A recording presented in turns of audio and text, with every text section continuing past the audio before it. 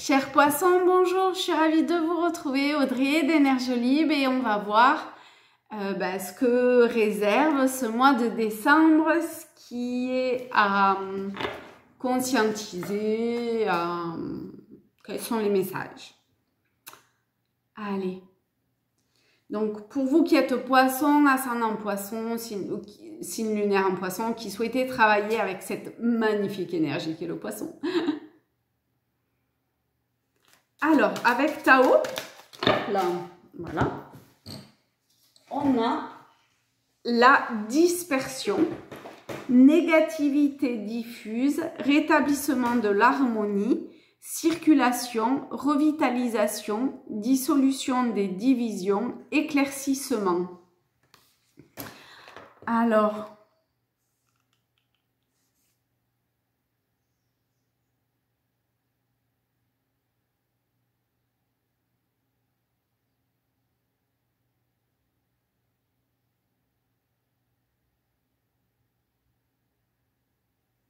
c'est...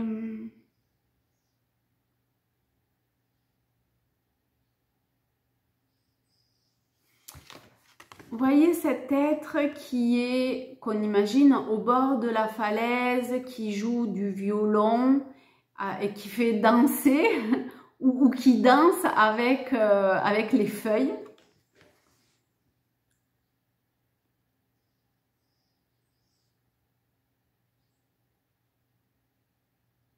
Ou qui joue une flûte traversière d'ailleurs, peut-être bien plutôt.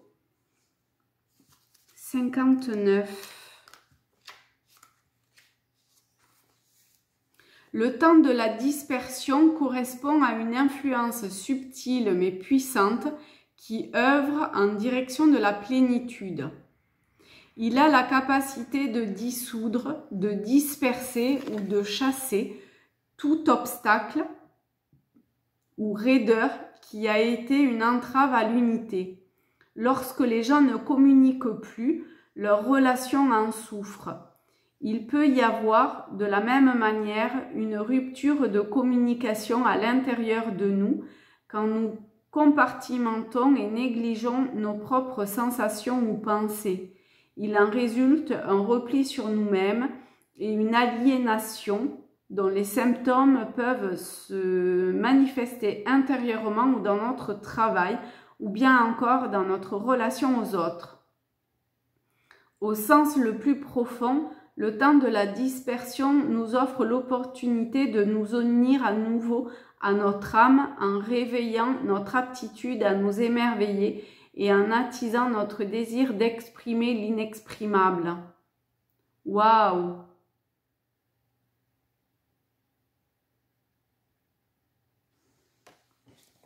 Exprimer l'inexprimable, comme la musique en fait. Au travers d'une musique, on peut exprimer ses émotions, on peut exprimer ce qu'on n'exprimerait pas d'une autre façon. Par l'énergie du son, la vibration du son, elle a une puissance de guérison. Enfin, elle peut avoir une puissance de guérison, ça dépend de la musique, c'est toujours pareil, mais elle peut. Et là, c'est comment j'arrive à exprimer ce qui ne peut être exprimé. Et durant ce mois de décembre, il y a cette capacité-là. Ok. On va prendre l'oracle de la lumière blanche. Voilà, ça tarde pas. Cupio dissolvi. Le chakra du cœur peut-être. C'est la numéro 2. Alors,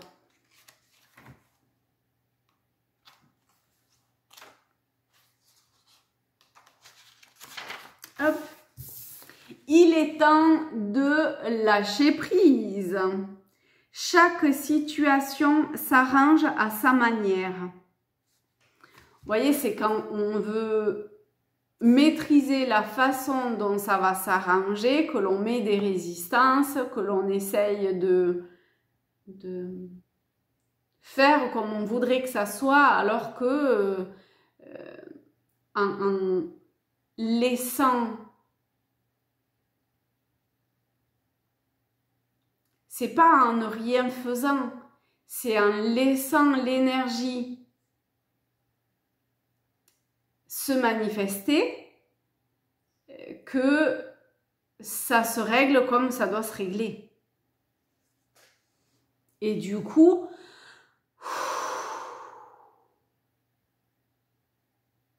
on s'aperçoit qu'on n'a rien d'autre à faire que de manifester cette énergie. Vous voyez, c'est comme la vibration du son. C'est pareil. Parce que je ne mets pas de résistance, je laisse aller, je manifeste l'énergie. C'est pas le mental. Je manifeste l'énergie, alors, peu importe quoi, mais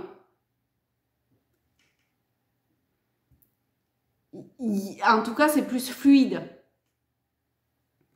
Ça ne veut pas dire que c'est plus facile, mais c'est plus fluide.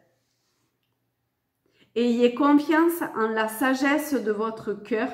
Il vous guide à travers le voyage guérisseur de votre âme et vers le bon chemin spirituel. L'Esprit veut vous bénir et vous offre une solution, mais pour cela, vous devez lâcher prise. Les événements se déroulent selon un plan supérieur. Même si vos projets vont de travers, rappelez-vous que tout rentrera dans l'ordre en temps voulu et de la meilleure façon possible. Cessez de lutter et ayez la foi. Ça me donnerait presque les larmes aux yeux. Non, c'est vrai, c'est beau parce que c'est...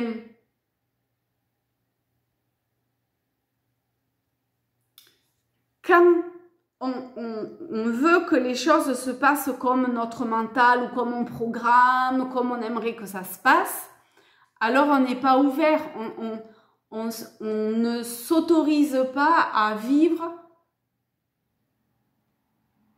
ce que l'on est censé vivre. Et comment est-ce que comment la création pourrait pas être magnifique? Alors oui, c'est pas forcément comme ce que moi j'aimerais, mais pour autant, enfin là c'est quand même très beau quoi. Cessez de lutter, ayez foi. Dans le plan supérieur. Pas besoin de tout contrôler pour être en sécurité. Il y a aussi cette idée d'impermanence et de regarder les mystiques. C'est pareil.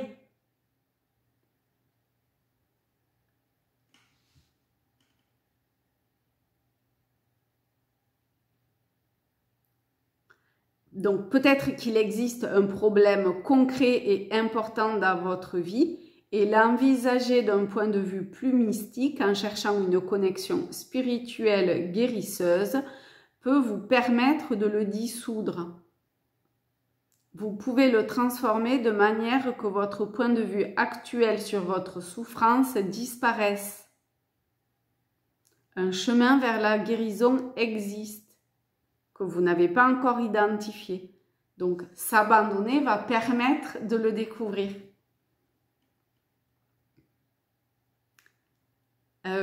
Cupio dissolvi fait référence à la volonté de se fondre, d'être absorbé dans la lumière de l'âme.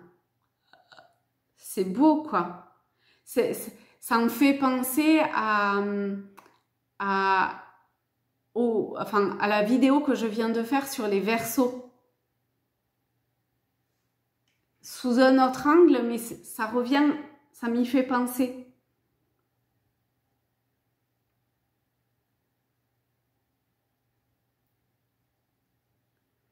Atteindre un tel état demande de se détacher et d'abandonner son obsession des problèmes du monde physique. Cela ne signifie pas pour autant que vous devez nier vos problèmes. Mais en lâchant prise, on autorise l'esprit, le divin, Mère divine, à guérir ce qui, dans notre corps et dans notre tête, est responsable de nos difficultés. C'est beau, quoi. Il peut être surprenant de constater à quel point nous nous accrochons à ce dont nous souhaitons en fait nous libérer. Eh oui, c'est tout le paradoxe. Pardonner, nous installer dans le temple du cœur nous offre une vision magnifique de ce qui est à présent possible. Il y a vraiment quelque chose d'un petit peu identique quand même à l'énergie Verseau. Hein. Ok. Ok. Alors, on va prendre le tarot. Allez, le tarot celtique, parce qu'il y a eu beaucoup de lames. Donc, il y en a une qui est l'as de coupe. Donc là, on est dans cette abondance émotionnelle. C'est les coupes, c'est l'as, avec des messages divins qui peuvent arriver. Ok. Ensuite, on a le 4 de bouclier, la grande prêtresse, l'équilibre et le roi de coupe. Donc là, on a, avec le 4 de coupe, on aurait l'idée de, bon, ok, j'ai, au niveau matériel, j'ai ce qu'il faut, mais qu'est-ce que j'en fais, quoi? Parce que tout autour, c'est la neige, c'est le froid, c'est gelé, c'est... et on ne peut pas dire que ça soit l'éclate. Hein. D'accord? Donc, qu'est-ce que je fais de ça? On verra après. Avec la grande prêtresse, alors l'équilibre ou tempérance, dans le tarot c'est tempérance, la 14, et le roi de coupe, pardon, ça montre qu'il y a un apprentissage, qu'il y a un équilibre, peut-être une reliance, un pont entre peut-être le subtil. Ah ben oui, en même temps, on est dans le message premier. Oui, entre le subtil et la matière. Et de comment... vous voyez, quelle tambouille, pardon, hein, mais je fais pour que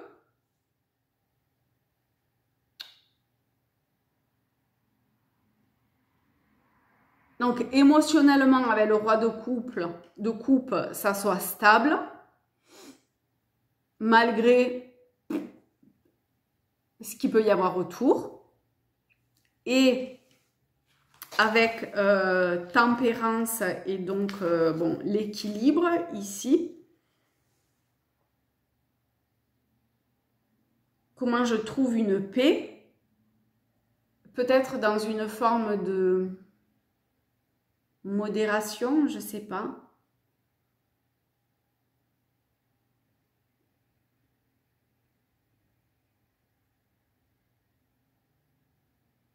C'est-à-dire que je suis vraiment... Comment dire ça? L'axe ou la jonction ou ce qui... le réceptacle du monde subtil et du monde de la matière. Et dans cet équilibre subtil, comment j'alchimise, je manifeste, ouais, j'alchimise quelque part les deux.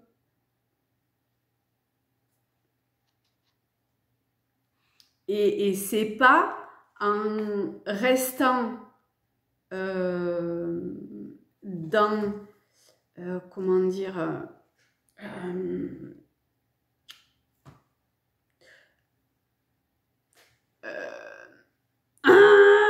Mince, c'est quoi le mot Ah, crotte.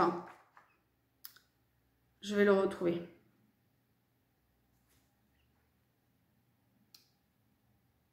Ah, c'est pas en restant...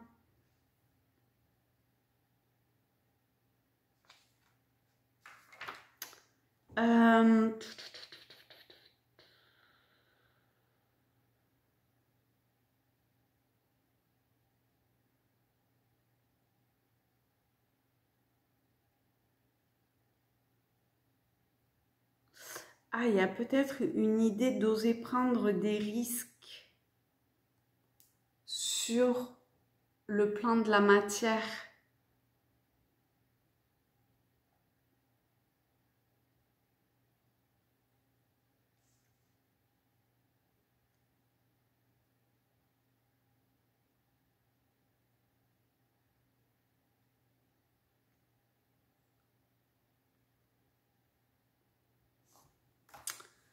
Euh,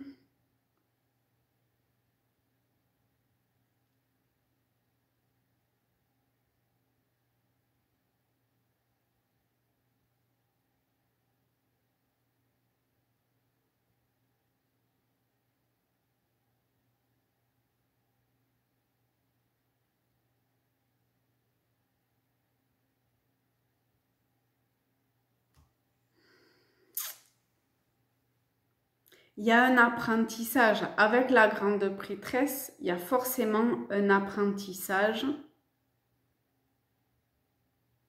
de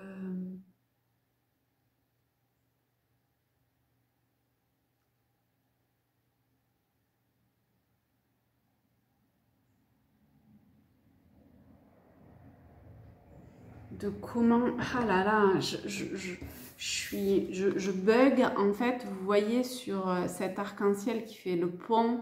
Ici, pareil, qui fait le pont.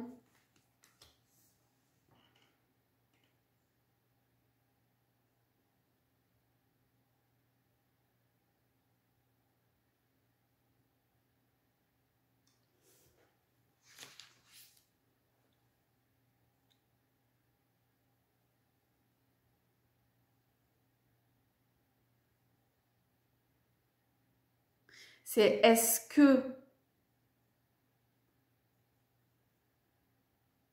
Peut-être qu'il y a une question que vous pouvez vous poser, c'est est-ce que avec le 4 de bouclier, entre guillemets, le succès ou engranger des gains financiers, c'est le 4 de bouclier, hein, asseoir quelque chose de stable au niveau de la matière tout en restant éloigné c'est-à-dire que dans ce cas-là, vous êtes éloigné de votre royaume. Vous voyez, vous êtes à l'extérieur ici vous voyez la métaphore hein, de votre résidence. Alors, ok, vous avez de l'argent, vous gagnez, ok, mais où est l'équilibre? Et il y a une alchimie, comme ça disait tout à l'heure, un travail alchimique, un apprentissage à développer, à manifester pour pouvoir justement incarner cette paix, cette tranquillité en faisant le pont, enfin, oui, en manifestant l'invisible,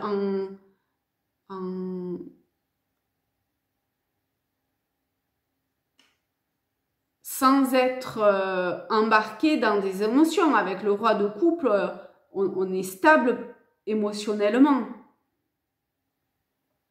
L'as de coupe, le roi de coupe, c'est joli au niveau émotionnel. C'est ouais, c'est joli.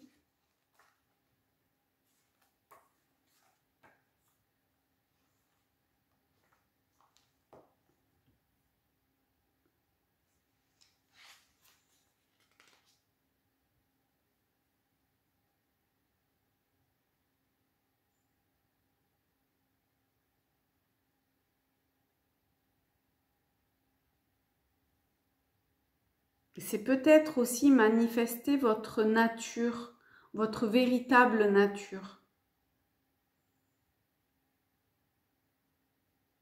Parce que la grande prêtresse, c'est aussi ce qui est caché.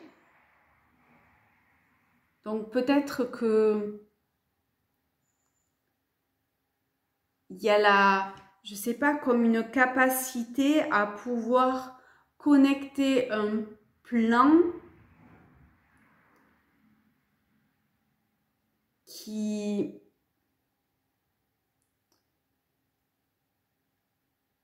dissout quelque part ou qui accepte de dissoudre un trait de caractère pour pouvoir, eh bien,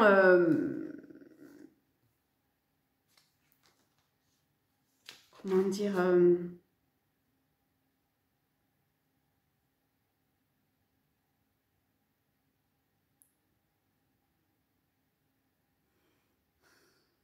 manifester avec l'as de coupe une certaine abondance émotionnelle ou ouais.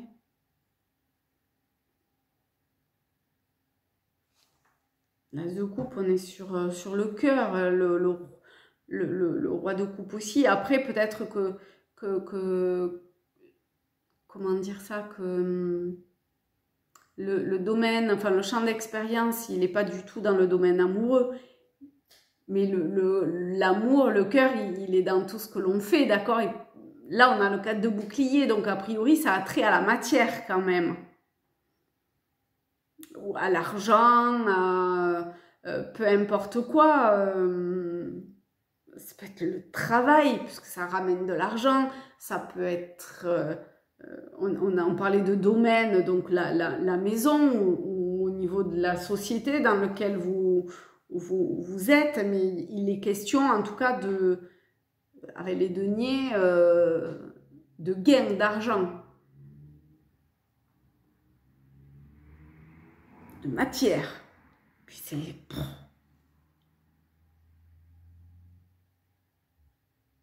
Alors le 4, c'est pas... C'est joli le 4, mais avec la grande prêtresse derrière, il y a quelque chose qui est à alchimiser,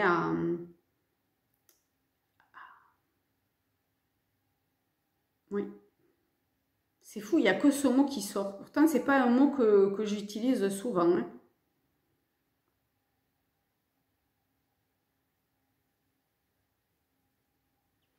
Bon, mais écoutez, voilà. Hein. En tout cas, c'est là, je suis un peu plombée en fait, mais en vrai, c'est beau quoi. D'accord? C'est vrai, ça, c'est fou, je suis.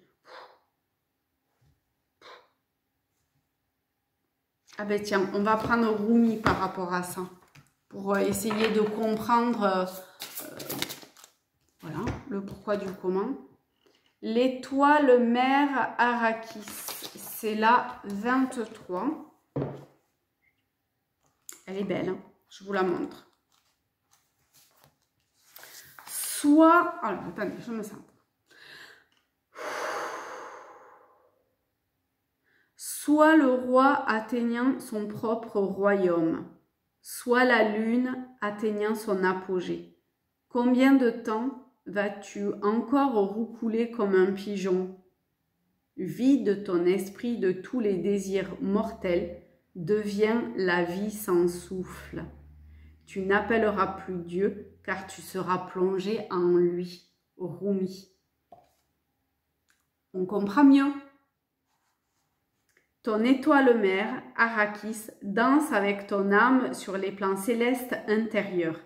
Elle danse dans l'étreinte du ciel, lançant ses lueurs blanches dans une absolue dévotion à la lumière qui est derrière toute chose. Arrakis, l'étoile dansante des cieux, incite l'âme à sentir le rythme de la vie pour s'abandonner à sa grâce en jouant. Elle t'invite à danser librement une danse venue du cœur, tel un enfant qui, sans penser au pas qu'il convient de faire, évolue simplement dans la musique et la joie. C'est énorme, sans rire, c'est énorme. Elle te rappelle que ton âme danse constamment avec le divin. Comment se relier à la joie et à la beauté de l'âme, sinon en imitant ses mouvements? Alors, danse, mon amour.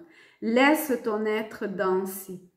Ô Arrakis, ta beauté radieuse pénètre même les plus sombres esprits pour qu'ils se rappellent, se rappellent, se rappellent. Elle lance son appel. Sa voix est une musique pour nos cœurs. Tu es un enfant du ciel. Tu es fait d'une étoffe royale, cher enfant dansant des étoiles. Quand tu souffres, je t'envoie mon réconfort sous la forme d'étoiles descendant du ciel. Quand tu triomphes, ma danse se déchaîne. La lumière jaillit de mon cœur en toutes directions. La lumière devient une musique qui suscite en toi le désir quasi inexplicable et pourtant si profond et si vrai, de faire de la musique, de créer des œuvres d'art, de danser, de jouer, de ne faire plus qu'un avec la joyeuse énergie créatrice qui réside en toi-même, mon cher enfant. Et là, on retombe sur cette alchimie de la grande prêtresse et de l'équilibre de tempérance. C'est magnifique. Pour arriver au roi de couple, à la joie et au bonheur. Et bien écoutez, voilà, on a fait le tour quand même. Je vous souhaite de très belles fêtes de fin d'année. Je vous fais de très gros bisous, je vous aime fort et je vous dis à très bientôt.